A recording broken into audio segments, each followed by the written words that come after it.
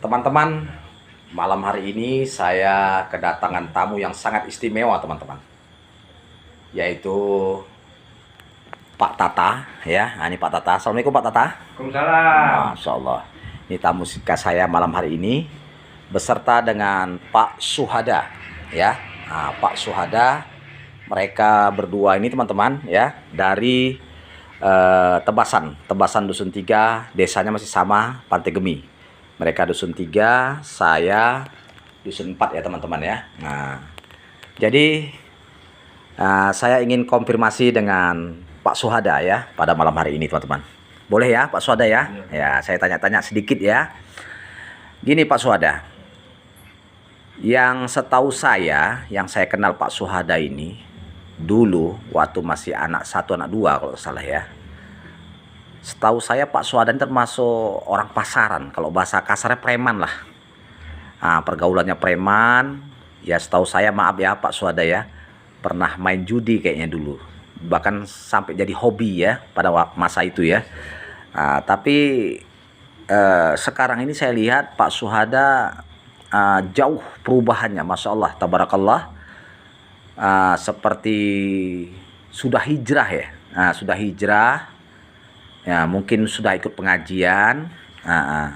Memangnya betul itu? Sudah Ya, ikut pengajian? ya, Udah berapa lama Pak Suhada? 10 tahun. Lebih kurang 10 tahun ikut pengajian. Di pengajian itu apa inti yang dipelajari Pak Suhada? Mempelajari apa saja? Tauhid Tauhid ya. Al-Quran, tauhid yang sesuai yang sesuai sunnah. Al-Quran dan Sunnah. Iya, Masya Allah. Berarti tauhid yang sesuai Al-Quran dan Sunnah yang dipahami oleh para sahabat ya. Masya Allah. Jadi Pak Suhada, kenapa bisa tiba-tiba berubah? Meninggalkan dunia yang lama, ya kan? Apa penyebabnya? Apa yang melatar belakangi dulu Pak Suhada tiba-tiba bisa hijrah gitu? Padahal yang saya kenal Pak Suhada ini termasuk pasaran kali dulu orangnya, terkenal. Tukang main judi, tusot ya. Jadi kenapa bisa drastis? Apa awalnya itu? Apa ada yang mengajak atau memang datang dari diri sendiri? Awalnya ada yang mengajak. Ada yang mengajak. Ya. Masya Allah. Boleh tahu siapa yang ngajak dulu awalnya? Ikut ngaji lah. Iya ya, yang bawa itu siapa dulu awal-awalnya? Ustaz Firdaus dulu. Ustadz Ali Firdaus. Iya, Masya Allah. Sekarang beliau masih ada ya? Masih ada. Jadi awalnya memang kepingin belajar, Dia ingin belajar. belajar agama, Ya. pengen berubah. Jadi semenjak sudah ngaji tauhid tadi ya, mempelajari tauhid, berarti kan meninggalkan kesyirikan. Setujukah kalau orang-orang masih melakukan kesyirikan seperti yang masih saudara-saudara kita yang masih hobi berurusan dengan dukun? Apakah Pak Suhada itu setuju yang seperti itu? Sama sekali tidak setuju. Tidak setuju. Kan masih banyak kan kawan-kawan kita, tetangga-tetangga kita, mereka mengaku muslim, mengaku beriman kepada Allah dan hari akhir, tapi masih hobi berurusan dengan dukun. Kan gitu. Bahkan nanti kalau dia punya anak, ya, itu biasanya anak bayi ya, ibunya itu pakai jimat, pakai tangkal, bahkan bayinya pun pakai jimat, pakai tangkal. Jadi kalau menurut pengajian yang sudah digeluti lah sama Pak Suhada, bertentangan nggak itu Wah, jauh. dengan tauhid? Bertentangan. Berarti termasuk perbuatan apa? Syirik. Syirik. Syirik akbar apa syirik asghar? Syirik besar apa syirik kecil? Syirik. Syirik besar. Syirik besar. Syirik besar ya. Masya Allah. Jadi Pak Suhada kan seingat saya ya, anak Pak Suhada itu berapa orang? 5. Alhamdulillah 5. 5, Masya Allah. 5 orang. Itu waktu dulu hamilnya sampai punya anak bayi, adakah istri Pak Suhada pakai jimat, pakai tangkal seperti ada empon-empon atau uncang-uncang? Ada pertama dulu. Dulu awal-awal seperti itu. Sebelum ngaji dulu. Oh, tapi berikutnya Berikutnya setelah tahu, alhamdulillah sudah tidak lagi. tidak lagi, Masya Allah. Tinggalkan. Ini ya teman-teman ya. Jadi dulu pakai jimat tangkal. setelah udah ngaji, mungkin anak satu anak dua ya yang pakai jimat ya. Anak yang ketiga di belakangan tidak pakai lagi. Kan tidak pengaruh ya? Tak ada pengaruh kan? Masya Allah. Jadi ini teman-teman ya, ini bukti bahwa jimat tangkal itu nggak usah pakai pun nggak ada pengaruh. Bukan berarti kalau nggak pakai jimat, nggak pakai tangkal nanti diganggu setan. Malah sebaliknya teman-teman, siapa yang waktu dia hamil atau punya anak bayi, didapati ada jimatnya, ada tangkalnya, baik di ibunya, baik di anak bayinya, itu malah rata-rata terundang jin. Jin bersarang di tubuh ibunya tuh seringnya. Makanya nanti bisa jadi anak bayi itu nangis tak kesudahan. Nggak mau disusui, nangis terus. Padahal sudah dibawa ke rumah sakit, sudah dibawa ke dokter. Tapi tetap nangis. Padahal ada jimat, ada tangkal. Nanti kalau di ruqyah, karena saya sebagai praktisi ruqyah, itu sering kesurupan ibunya.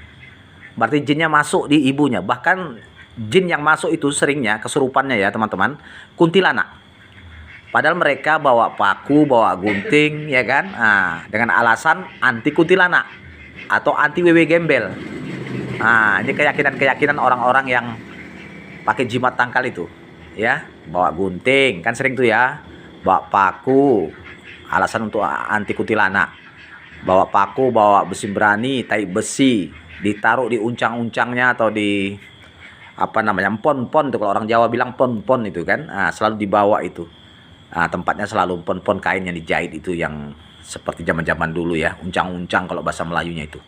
Jadi itu hampir rata-rata teman-teman, orang yang pakai seperti itu pasti terundang jin kepada dirinya. Dan jin itu sering bersarang di tubuh ibunya, tapi mengganggu ke anaknya. Makanya anaknya sering nangis, ya, tak diam-diam. Padahal sudah diobatkan ke rumah sakit, sudah ke dokter. Kadang-kadang dokter sendiri pun udah geleng-geleng kepala. Tidak ada penyakitnya, semua steril keadaannya, kan gitu. Tapi anak ini nangis saja. Sebenarnya karena dia nampak jin, teman. Karena anak-anak bayi itu sensitif ya. Dia nampak tuh makhluk gaib itu, yang bersarang di tubuh ibunya. Makanya ketika mau disusui dia tidak mau, begitu. Jadi alhamdulillah Pak Suhada ya. Sekarang kan Pak Suhada saya dengar anak yang pertama sudah menikah ya Pak Suhada ya. Sudah hamil? Sudah. Berapa bulan? 2 bulan. 2 bulan. Ada anaknya pakai tangkal jimat? Nggak ada. Yakin? Mana tahu nanti dari pihak besan kan disuruh pakai. Ada pakai enggak? Nggak ngerti lah. Nggak ada ya. Harus tegas Pak Suhada yang udah tahu, udah ngaji taklim kan, harus kasih tahu lah anaknya. Jangan pakai tangkal jimat pon-pon. Nanti gara-gara itu bisa kena jin, dicintai jin, diikuti jin, setan ya. Gitu. Jadi Pak Suhada alhamdulillah sudah hijrah ya. Berarti Pak Suhada sudah banyak meninggalkan tradisi-tradisi yang salah ya. Iya kan? Tradisi-tradisi yang bertentangan dengan tauhid. Tradisi yang bertentangan dengan kalimat syahadat. Iya kan? Kalimat la ilaha illallah. Sebagaimana firman Allah, fa'lam annahu la ilaha illallah. Pahamilah kalimat la ilaha illallah ya. Berarti orang-orang yang berbuat syirik ini Pak Suhada, kenapa orang masih melakukan kesyirikan, masih bergantung diri kepada benda-benda, tangkal jimat, mengkeramatkan benda-benda, ya? Apa penyebabnya menurut Pak Suhada? Mungkin kurangnya ilmu belajar agama. Sudah itu terlalu mengikuti tradisi nenek moyang. Tradisi nenek moyang. Berarti taklid ya? Ya. Taklid buta. Taklidu a'ma ya, taklid buta, fanatik buta. Jadi teman-teman, tradisi itu dilihat dulu ya, ditimbang. Kalau tradisi itu tidak bertentangan sama agama, ya silahkan saja teman-teman, tidak ada masalah ya. Tapi kalau tradisi itu bertentangan sama akidah kita, agama, tauhid ya, tinggalkan tradisi. Masa agama kita kalahkan, tradisi kita bela mati-matian ya. Apalagi tradisi itu mengandung unsur musyrik, perbuatan yang menyekutukan Allah ya. Jadi itu termasuk perbuatan yang salah. Oke. Jadi alhamdulillah ya, ini tamu saya malam hari ini, tamu yang sangat istimewa, teman-teman. Ini Pak Tata ya, dari Tebasan. Ini kalau beliau ini bisa dibilang pakar politik, masuk ya kan? Kemudian pakar ekonomi, karena memang sarjana apa dulu? Keuangan dan perbankan. Masya Allah. Pernah kerja di bank, Pak ya? Pernah. Pernah. Beliau pun sudah meninggalkan bank karena ada ribanya ya, Pak ya? Ya, ya. Masya Allah. Kalau dulu beliau kerja di bank, karena bank itu kan ada unsur-unsur ribanya juga ya. Apalagi bank-bank nggak jelas-jelas itu, Pak ya kan? Makanya beliau udah ditinggalkan. Beliau pun hijrah juga, ya kan? Sami'na wa ata'na. Masya Allah, sami'na wa ata'na, ya. Kami dengar dan kami patuh, ya. Masya Allah, tabarakallah. Mantap, Pak Tata ya. Alhamdulillah. Berapa usia Pak Tata? Lebih kurang 60. 60, Masya Allah, tabarakallah. 60 tahun teman-teman, tapi Masya Allah tengok sehatnya. Jiwa Tubuhnya raga sehat. sehat. Semua sehat Pak Tata ya. Jiwa raga. Jiwa raga. Anak berapa Pak Tata? Anak 4. Anak 4 orang. Sarjana semua Pak Tata? Alhamdulillah. Alhamdulillah sarjana semua, empat-empatnya. Ya. Masya Allah. Ada apa yang kerjanya bagian apa aja Pak Tata? Yang satu, maaf cakap, wirausaha. Oh, biro usaha, Masya Allah. Kontraktor. Masya Allah, sukses. Terus Yang satu lagi kelautan. kelautan, Ya. Masya Allah. Yang Berhasil. satu lagi statistik. Statistik, Masya Allah. Oh, di kantor statistik, Stabat. Dia baru di statistik baru menjalankan. Oh, baru jalan kan? Mm-mm. Baru lulus. Nah, Oh, baru lulus. belum sempat penempatan. Di mana tugas? Belum tahu. Belum tahu. Oh, Jadi baru lulus statistik. ini. Ya, Masya ya, Allah. ya, ya. Pegawai statistik ya. Ya. Masya Allah. BPS ya berarti ya. Ya, ya. Badan Pusat Statistik. Hmm. Masya Allah. Sekolahnya kuliah di statistik. Berarti teman-teman, Bapak ini pun luar biasa ya Pak Tata nih ya. Nah, pertama yang mungkin di latar belakangi dengan pendidikan beliau. Yang jelas latar belakang kita ambil kesimpulan sami'na Wa ata'na. Kalau Masya yang Allah. baik, yang benar kita kerjakan, jadi Ah. namanya manjada wajada. Masya Allah. Mantap. Siapa Pak. yang bersungguh-sungguh pasti Dia dapat. dapat. Ini dia. Ya kan? Iya. Itu ya kan? Betul, Itu kan betul, betul. tauhidnya. Tauhidnya Pak Tata ya. Ya. Iya. Tinggal di mana Pak Tata? Kita tinggal di Kampung Kruni, Desa Pantegemi. Desa Pantegemi. Berapa Dusun tahun? 3. Berapa tahun udah tinggal di sini Pak Tata? Nah, saya gini-gini. Iya. Coba Saya ceritakan. baru saja di Dusun 3A. Iya, Dusun 3A. Nah, itu lebih kurang ada 6 tahun lebih 6 tahun lebih ya. di perumahan Grand Permata. Oke. Oh, di Grand Permata. Sebelumnya saya kan di Medan. Medan. Medan di mana? Di jalan mana? Di Medan Kota Maksum. Oh, Kota Maksum itu. Ada Paris. Tengah kota tuh ya. Nah, itunya. Kota besar, pusat. Ya, situ. Oh. Di situlah anak banyak situ. Lahir situ Pak Tata. Ya, anak kita semua di situ lahir. Oh, Masya Allah. Ya. Karena Jadi- kita orang Langkat, Iya. Balik ke Langkat. balik Langkat.